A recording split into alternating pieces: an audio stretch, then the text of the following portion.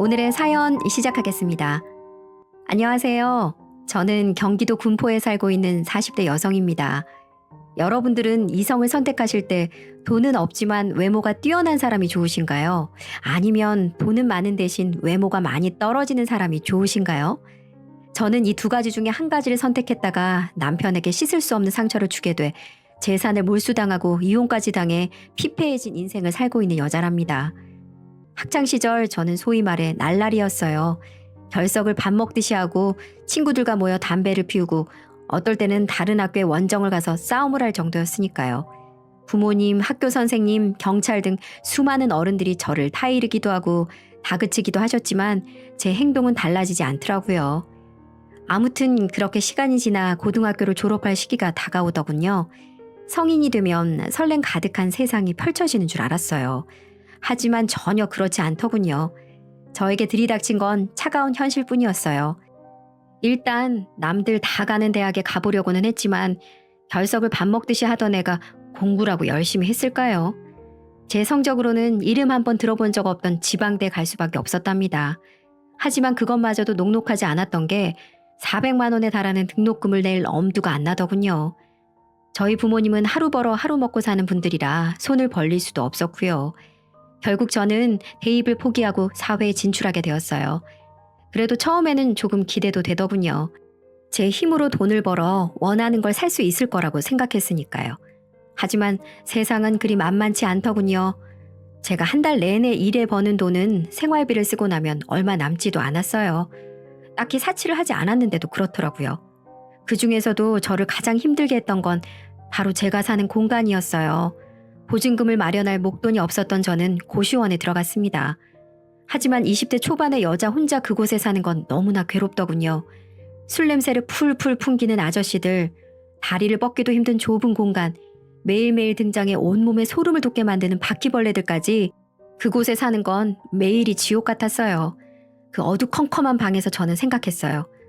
아, 이렇게 살다가는 평생 고시원에서 썩어가겠구나. 정말 그러긴 싫었답니다. 죽도록 싫었죠. 하지만 제겐 이 삶을 바꿀 만한 능력도 없었어요. 그제야 깨달았죠. 제 인생을 바꾸기 위해서는 돈 많은 남자와 결혼해 신분을 상승시키는 수밖에 없다고 말이죠. 하지만 돈 많은 남자가 저와 이유 없이 결혼할 리가 있나요? 그래서 생각해낸 게 외모였어요. 지금도 그렇지만 당시 대한민국에는 성형 열풍이 불었고 TV에는 못생긴 여자가 의학의 힘을 이용해 미인이 되어 인생 역전한 이야기들이 아주 많았거든요. 그걸 보고 결심했어요. 성형해서 예뻐지자고. 제가 기본적으로 못생긴 편은 아니었기 때문에 의학의 힘을 조금만 빌리면 반드시 제 인생도 바뀔 수 있을 거라고 생각했답니다. 그날부터 저는 알바를 늘렸어요. 꼭두 새벽부터 밤 늦게까지 돈을 버는 데에만 집중했습니다. 그리고 돈이 생길 때마다 성형수술을 했고요. 몇 개월을 일하고 또 붓기가 가라앉을 때까지 몇 개월은 쉬고 다시 몇 개월을 일하고 저는 그렇게 돈 많은 남자를 만나기 위해 외모를 가꿨죠. 그렇게 몇 년이 흘렀습니다. 저는 20대 후반이 되었고 제 외모는 이상적인 형태에 다다랐어요. 성형 티가 나지 않으면서도 아름다운 얼굴이 되었습니다. 저는 어디를 가나 예쁘다는 소리를 들었죠. 추파를 던져오는 남자도 아주 많았고요. 저는 깨달았습니다. 드디어 승부수를 던질 때가 다가왔다는 것을요. 저는 곧장 결혼정보회사에 가입했어요. 스펙은 비록 좋지 않았지만 결혼정보회사의 실장마저도 인정할 정도로 제 외모는 뛰어났답니다. 덕분에 저는 꽤 높은 등급을 받을 수 있었고요. 등급이 높다는 건 상대 남자들의 등급 또한 높다는 거죠. 그렇게 저는 만남을 시작했습니다. 제 기준은 딱 하나였어요. 경제적으로 풍족해서 저를 편하게 살 수 있게 만들어주는 남자였죠. 하지만 막상 만남을 시작하니 쉽지만은 않더군요. 물론 남자들의 조건은 좋았습니다. 기본적으로 죄다 사짜 직업을 가진 사람이었거든요. 다시 말해 경제적으로는 전혀 문제가 없는 남자들이었답니다. 문제는 저를 생각하는 그들의 태도였어요. 저는 진지하게 결혼을 생각하고 나간 거였지만 그들은 제 외모만 보고 어떻게 하룻밤을 보내볼까 하는 생각만 가득하더군요. 매번 그런 남자만 만난 저는 슬슬 지쳐갔습니다. 아휴, 이제 그만둬야 하나 싶은 생각을 들 때쯤 주말이 찾아왔고 저는 또 한 번의 만남을 가졌습니다. 그런데 이게 웬걸? 대박이라는 생각이 들 정도로 마음에 드는 남자를 만나게 되었거든요. 겉모습은 그리 훌륭하지 않았습니다. 작은 키에 못생긴 얼굴, 그리고 여드름이 덕지덕지난 피부까지. 하지만 조건이 너무나 좋았어요. 남자는 서울 상위권 대학교를 나왔는데 따로 직장을 구하지는 않고 부모님께 상속받은 건물에서 나오는 월세로 생활을 하고 있다고 하더군요. 게다가 남자는 시골에서 갓 상경한 청년처럼 순박했습니다. 그동안 만나왔던 사람들에게 봐왔던 흑심이 보이지 않았거든요. 그래서 저는 결심했습니다. 이 남자를 반드시 제 것으로 만들어야겠다고요. 어찌어찌 연인이 된 저는 이 남자와 결혼해 인생을 역전시킬 작전을 시작했어요. 물론 티가 나도록 하진 않았죠. 만약 제가 그 사람의 재산을 탐내고 여우짓을 한다는 걸 알아차린다면 남자가 훌훌 떠나버릴 테니까요. 그렇기에 저는 최대한 진지한 사랑을 원하는 것처럼, 그리고 돈에는 전혀 관심이 없는 것처럼 행동했습니다. 형철 씨, 이건 제가 낼게요. 사주시는 건 감사하지만 매번 이렇게 얻어먹는 건 저도 곤란해요. 그러니까 이번에는 제가 내게 해주세요. 저도 형철 씨한테 대접하고 싶단 말이에요. 마음에도 없는 소리를 해가며 더치페이를 하는 제게 형철 씨는 감동의 눈빛을 보내더군요. 이런 여자는 처음 봤다나 어쨌다나? 저는 연신 고맙다고 말하는 형철 씨를 바라보며 속으로 웃었습니다. 제 연기에 바보처럼 속아 넘어가는 그의 모습이 참 우습게 느껴졌죠. 스킨십 부분에서도 마찬가지였어요. 그는 순박하긴 했지만 남자는 남자라고 틈만 나면 저를 어떻게든 해보려고 하더군요. 하지만 저는 그럴 때마다 매번 조심스럽게 거절의 의사를 밝히곤 했습니다. 형철 씨, 미안하지만 제가 이런 경험이 없어서 조금 곤란해요. 형철 씨가 저를 정말 사랑하신다면 조금만 더 기다려주세요. 제가 마음의 준비를 할 수 있을 때까지만요. 이런 말들을 할 때면 저는 웃음이 터져버릴 것만 같았죠. 아마 고등학교 때부터 저를 알던 친구들은 이런 제 행동에 경악을 할 게 분명했습니다. 그만큼 저는 발랑 까진 학생이었고 이런 말을 할 사람은 아니었으니까요. 하지만 이성교제 경험이 별로 없는 듯한 형철 씨는 제 말에 껌뻑 넘어가더라고요. 미안해요, 연주 씨. 제가 너무 성급했나 봐요. 연주 씨가 허락할 때까지 기다릴게요. 곤란하게 해서 정말 미안해요. 형철 씨는 미안하다며 제 손을 꼭 잡아주는 거예요. 형철 씨는 제 마음을 아프게 해서 미안하다는 이유로 온갖 명품들을 사다 바쳤고요. 그쯤 되니까 깨닫게 되었습니다. 형철 씨가 거의 다 넘어왔다는 걸요. 그렇게 저희는 8개월의 연애 끝에 결혼을 하게 되었어요. 드디어 저는 고시원에서부터 꾸었던 그 꿈을 이루게 된 거죠. 물론 결혼만 한다고 끝나는 건 아니었습니다. 건물주인 남편의 경제력까지 가져야만 진정한 성공이라고 말할 수 있을 테니까요. 그렇게 몇 개월의 신혼생활을 즐긴 저는 남편에게 경제권을 넘겨줄 수 있냐고 물었습니다. 하지만 그건 좀 어려운 일이었는지 망설이더라고요. 그래서 저는 쐐기를 박듯이 말했어요. 여보, 내가 돈을 마음껏 쓰고 싶어서 경제권을 가지겠다는 게 아니잖아. 난 그저 우리가 계획적인 생활을 했으면 해서 그래. 지금이야 우리 부부끼리만 지내니까 괜찮다고 쳐도 이제 곧 우리 닮은 아이를 낳게 될지도 모르는데 천천히 적응해 나가야지. 안 그래? 저의 말에 남편은 고개를 끄덕이더군요. 어느 정도 일리가 있다고 생각하는 듯 했습니다. 그러더니 알겠다고 말하며 모든 경제권을 드디어 넘겼습니다. 아마 아가씨 시절의 알뜰한 모습을 열심히 연기한 덕분에 설득이 가능했던 것 같아요. 그렇게 저는 건물에서 나오는 월세도 관리하게 되었습니다. 이제 완전히 제 세상이 열린 거죠. 성형수술 좀 공들여서 한 대가로 저는 드디어 건물주가 되었습니다. 매달 상상도 못할 돈이 통장으로 입금되었고 부를 주체하지 못한 저는 온갖 사치를 일삼았답니다. 고급 액세서리와 가방은 물론이고 제 능력으로는 평생 벌어도 못 살 외제차까지 구매하게 되었습니다. 그런 제 모습이 걱정되었는지 남편은 참다 못해 한마디를 하더군요. 여보, 요즘 카드를 너무 많이 쓰는 거 아니야? 비슷한 옷이나 액세서리도 너무 많이 사고 어느 정도 쓰는 건 상관없는데 이건 조금 심한 것 같아서. 당신 어떻게 그런 말을 할 수가 있어? 결혼 전에는 행복하게 살게 해주겠다고 하더니만 그게 다 거짓말이었어? 아이 생기기 전까지 조금 즐기겠다는데 그것도 안 되는 거야? 나한테 쓰는 돈이 그렇게 아까워? 저의 말에 남편은 난처해하더군요. 실제로 하늘의 별이라도 다 따다 줄 것처럼 행동했으니까요. 결국 남편은 제 뜻을 꺾지 못했고 자기가 말실수를 했다며 마음대로 다 하라고 하더군요. 그러면 전 정말로 마음껏 돈을 쓰곤 했습니다. 이 순간을 위해서 제 20대의 전부를 바쳤다고 해도 과언은 아니었으니까요. 정말 하루하루가 행복했습니다. 하루 벌어 하루 먹고 살던 서민에서 마르지 않는 부를 이렇게 가지게 됐으니까요. 하지만 모든 것이 마음에 드는 건 아니었어요. 저는 이 어마어마한 부를 얻는 대신 못생긴 남자와 결혼을 했잖아요. 평소의 생활이야 큰 문제는 없었죠. 하지만 문제는 부부관계를 가질 때였답니다. 결혼을 하고 나서야 첫 관계를 가진 남편은 매일 밤마다 저를 안았어요. 그런데 그게 참 고역이더라고요. 남편의 못생긴 얼굴을 더욱 가까이에서 봐야 했으니까요. 처음에는 불을 꺼놓고 잠자리를 하면 상관없을 거라고 생각했어요. 그런데 그게 끝이 아니더라고요. 아무리 불을 꺼서 얼굴이 안 보인다고 해도 낮에 봤던 여드름 투성이의 얼굴이 보이는 것만 같았고 남편의 헉헉대는 숨소리도 싫었고 또 몸에서는 시궁창 냄새가 나는 것만 같았거든요. 저는 남편의 돈은 좋았지만 남편 자체는 너무너무 싫더군요. 그런 사람의 아이를 갖는 건 더더욱 싫었고요. 아이를 낳았다간 그 사람의 못생긴 얼굴을 그대로 닮을 것 같았고 그런 아이를 잘 키울 자신도 없었으니까요. 그래서 저는 남편 몰래 피임약을 먹곤 했습니다. 반면에 남편은 늘 아이를 갖고 싶어 했고 아무리 노력해도 아이가 생기지 않으니까 이렇게 묻곤 했답니다. 여보, 아기가 왜 이렇게 안 생기지? 그렇게 노력을 하는데도 안 되네? 무슨 문제라도 있는 건가? 아기가 무슨 하루아침에 뚝딱 만들어지는 줄 알아? 아기는 원래 잘 안 생기는 거야. 그런 고민할 시간 있으면 운동을 한 번이라도 더 해. 의아한 표정을 짓는 남편에게 저는 아무렇지 않게 말했습니다. 순박한 남편은 알겠다고 말하더군요. 아이가 안 생기는 걸 뭐 어쩌겠어요. 그렇게 저는 피임약을 먹는다는 사실을 남편에게 감쪽같이 숨겼고요.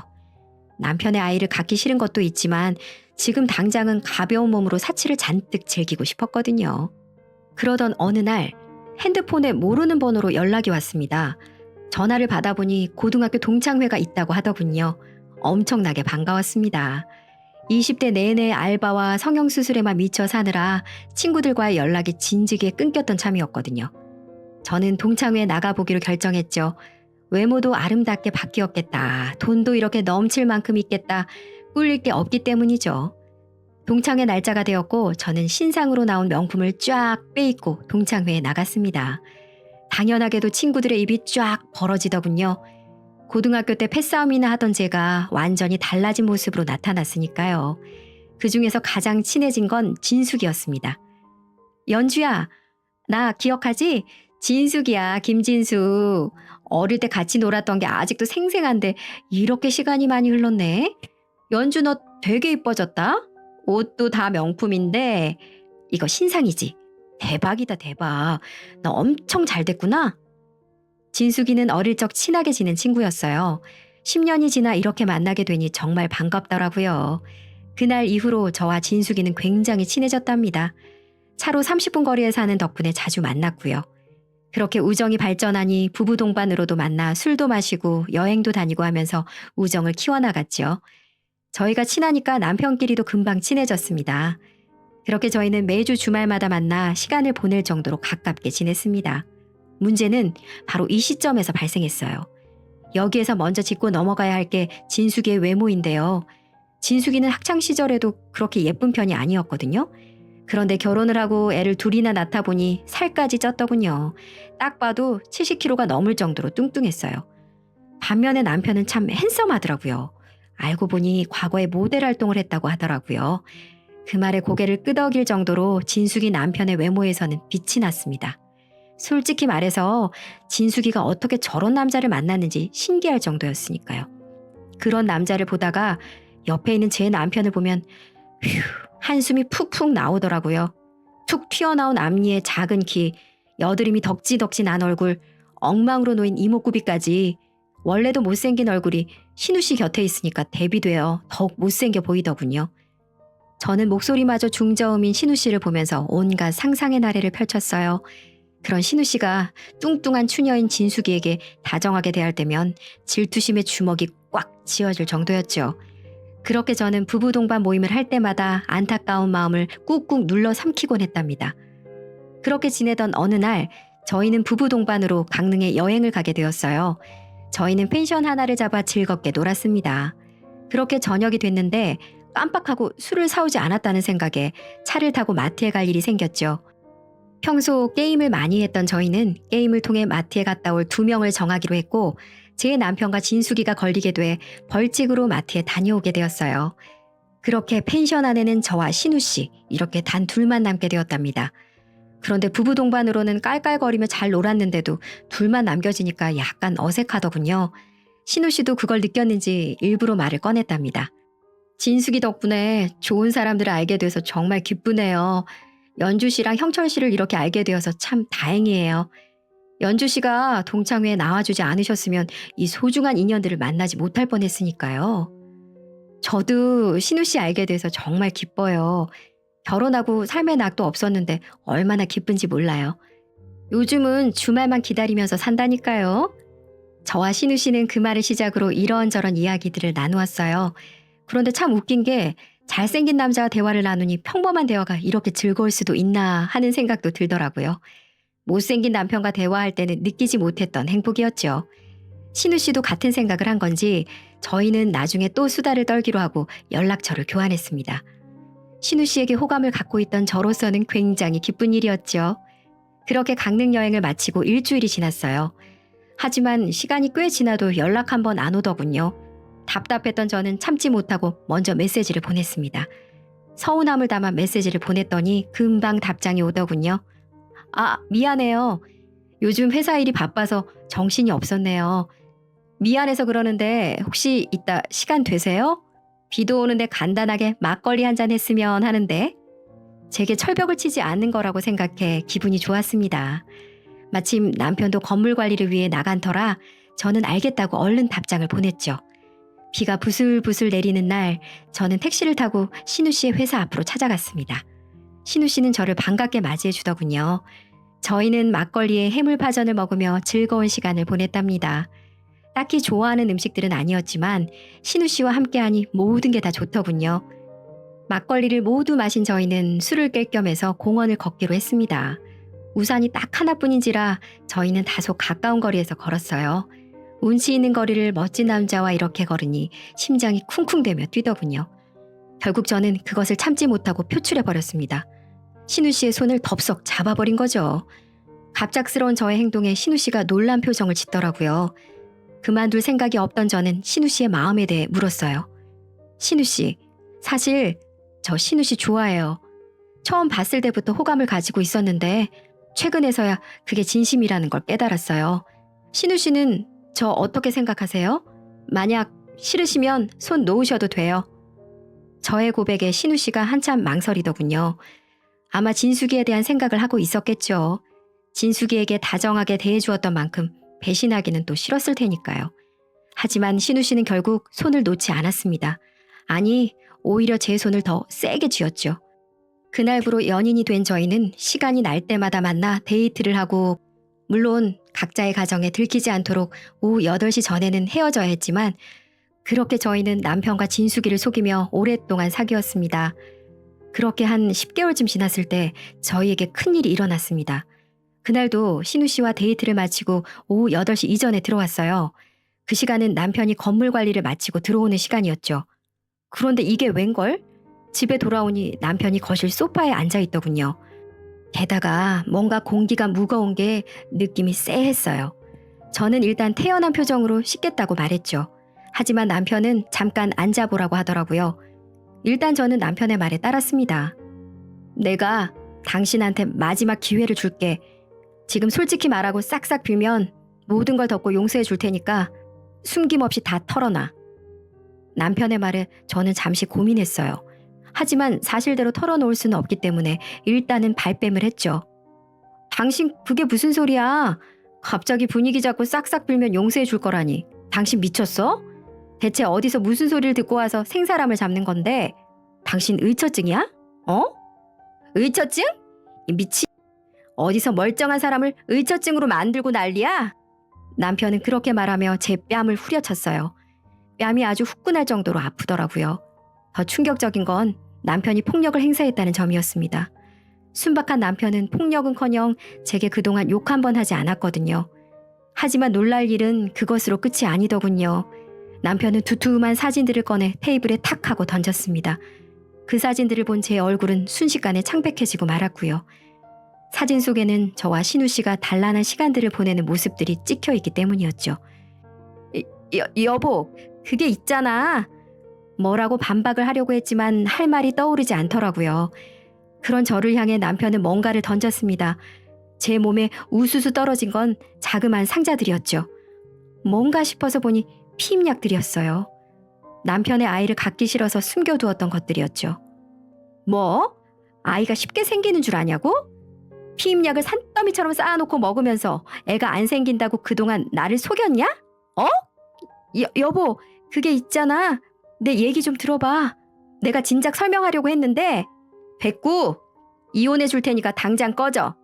가서 황신우랑 뒹굴든지 그놈의 애를 낳든지 네 마음대로 하라고. 대신 날 속인 대가는 톡톡히 치러야 할 거야. 그 말을 시작으로 남편의 복수는 시작되었습니다. 남편은 막대한 경제력으로 이혼 전문 변호사를 고용했고 제게 이혼 소송을 걸었거든요. 저도 나름의 대처를 하려고 했지만 이혼에 중대한 책임이 있는 제가 할 수 있는 게 별로 없더라고요. 불륜을 저지른 증거가 너무나 명백했으니까요. 남편에게 싹싹 빌었지만 한 번 배신을 당한 남편은 마음을 돌리지 않았습니다. 그렇게 저는 이혼을 당하게 되었습니다. 그때까지만 해도 저는 남편의 재산을 분할받을 수 있는 줄 알았어요. 하지만 대한민국의 법이 그리 호락호락하진 않더군요. 부를 축적하는데 조금의 도움도 되지 않았던 저는 단 한 푼의 재산도 분할받지 못하게 되었어요.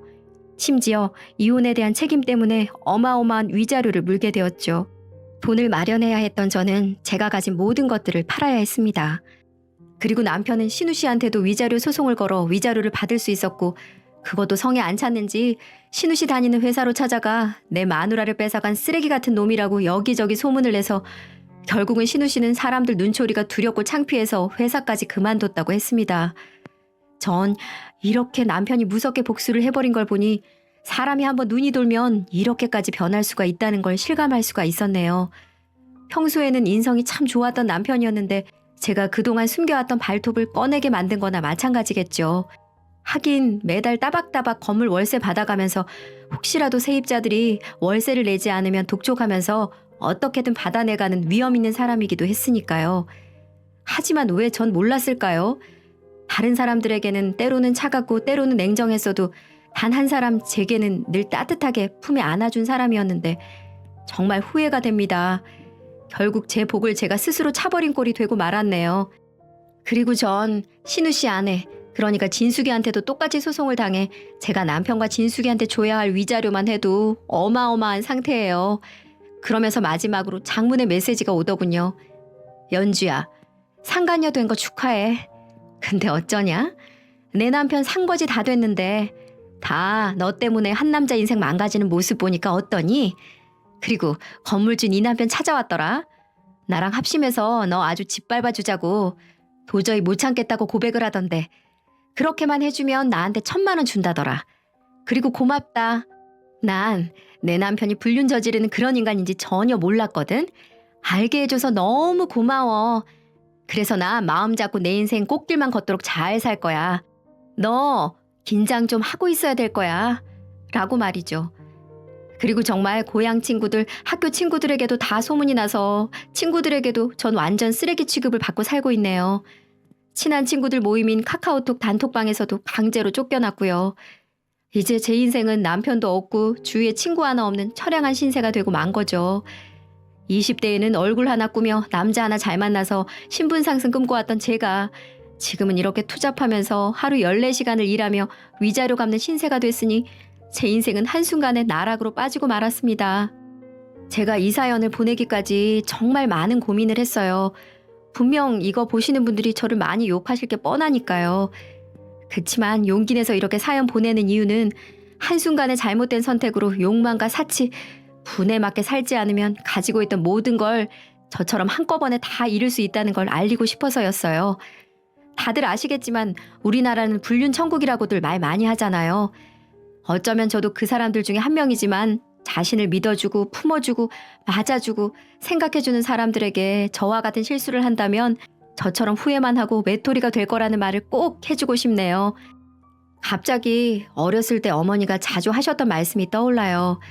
집안 형편이 어려워 한참 방황할 때 항상 어머니는 네 주제를 알고 살아 라는 말씀을 많이 하셨는데 정말 그 말이 틀린 말이 하나도 없는 거예요. 주제도 모르고 설치다가 제 소중한 사람들을 다 잃게 될 상황에 처했으니 말이죠. 이제는 열심히 일하면서 위자료 갖고 반성하며 살아가려고 합니다. 앞으로는 절대 욕심 안 부리고 내 분수에 맞게 살 거고요. 그리고 요즘 가끔 무료 급식하는 데 가서 무료 봉사도 하고 다니고 있어요. 식사 한 끼 제대로 먹기 힘들어서 오신 분들 보면 더욱더 열심히 살아야겠다는 다짐을 하게 되더군요. 이제는 저도 새 사람 돼서 사회에 꼭 필요한 한 사람이 되도록 노력하겠습니다. 이만 사연 마칠게요. 다들 힘내시고 가족분들과 언제나 행복한 일상 사시길 바랍니다. 감사합니다.